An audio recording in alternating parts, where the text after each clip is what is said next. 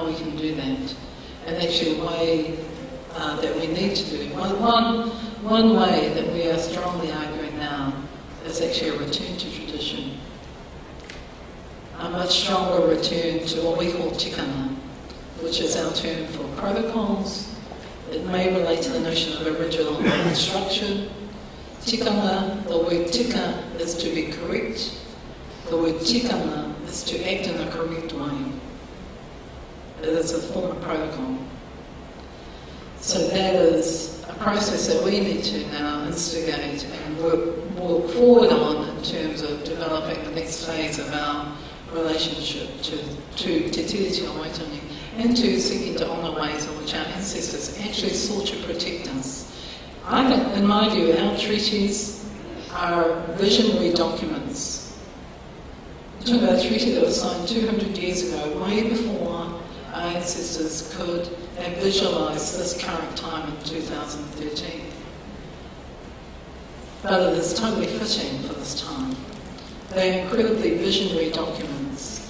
And what we're trying to do in terms of talking within our own communities, is that we need to be equally as visionary for the next 200 years. Kia ora. Oh, she did great.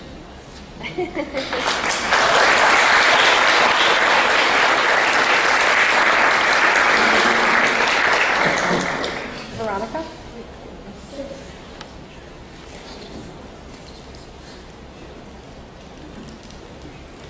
Where is he?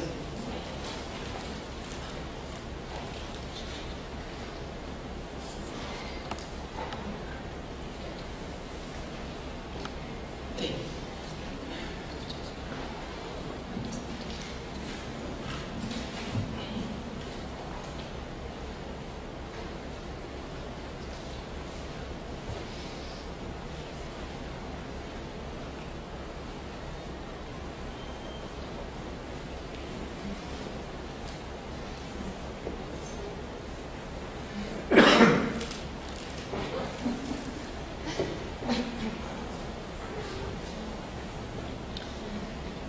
Hioi tuatahi ka tika me mihi ki ngā tangata whenua nei me te wairua manaki a koutou tīwhina me te whenua nei no reira nei rā te mihi huri noa ki aku haikai kōrero tēnā tātou katoa.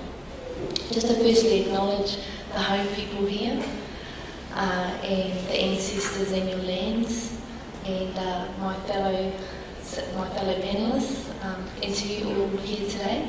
Yes, my name is Veronica. I'm from the east coast of Aotearoa, the North Island. Te Ika Maui is what Leonie said was labelled New Zealand over top of one of the native lands, which is Aotearoa. I've been here just under a month now and have really been thankful for the native faculty here at Evergreen and Dr. Rudy Reza at the Centre for World Indigenous Studies, and have been really privileged to already be able to attend several gatherings and have really learnt and listened and been able to observe some of the discussion and things that are going on here, and just to say, since I've been here, I've been able to reflect with older sister Leonie, and I've been really struck by the similarities in our situations. And certainly I think that is part of the power of the Idle No More movement, is the growing awareness, certainly amongst myself, that it wasn't just a past that we share in terms of oppression and decolonisation, it's actually a present. And so as part of connecting and growing our understanding of what is happening with Indigenous peoples, and certainly how to support Indigenous treaties, my small contribution today is to just continue on from Leonie's kōrero about sharing just some words about our Treaty of Waitangi. And also some of the more recent developments that hold some comparison to what has been happening with the Aeronoma movement, starting with that legislation in Canada. So kia ora. So yes, as Leonie was saying, this is a really special day for us in Aotearoa. It was yesterday, time-wise, but certainly this is the first time also for me that I haven't been at home for Waitangi Day, which actually made me feel really sad, but I'm really thankful to have this panel. Thank you, Laura. Just to be able to reflect on some of the similarities. So, as Leonie was saying, our treaty was signed 173 years ago at a place called Waitangi. That's what it's named after, the Treaty of Waitangi. And at the time of the signing, there was about 2,000 British people living on our lands. Our population was supposedly around 150,000 to 200,000. I'm not sure where they got the census data from, but with just those 2,000 that were there at the time, there were some issues. We had been steadily developing a relationship with the British and with European peoples for issues, for opportunities such as trade, sharing of knowledge, and just the honouring of each other and respecting of the new opportunities and new understandings that we could bring into each other's lives. And with those 2,000 British people that had decided to stay in Aotearoa, sort of staying for long periods of time, the issues, as Leonie was saying, were running amok, some of it, but certainly at the centre of it was that these people were breaking our laws, the laws of the land that we had, and so something needed to be done about them.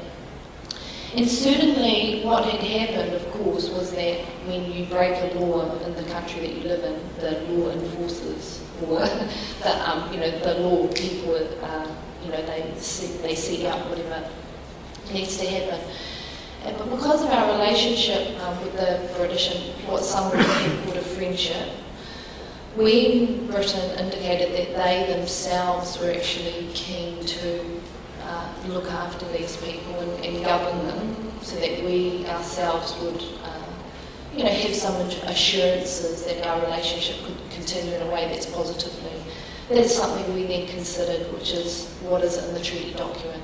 As outlined by Leonie, the notion of kāwanatanga is governorship, and it's what we agreed to allow the British. We agreed to allow them a form of governance over their own people, so that we could continue to be in a relationship that was positive and had mutual benefits for both. The other parts of the treaty, as Leonie had outlined, just assured that things would continue the way they were in terms of our relationship to the land and certainly our sovereignty. So the word tinorangatira today, as Leonie had outlined, has been greatly rewritten by governments, crown governments primarily. But what it actually meant at the time of the treaty is anything from autonomy to independence to absolute self-determination. That was known by the British when they signed, because of a document 5 years earlier. We signed a document called the Declaration of Independence. Independence being translated in the title as rangatiratanga, which was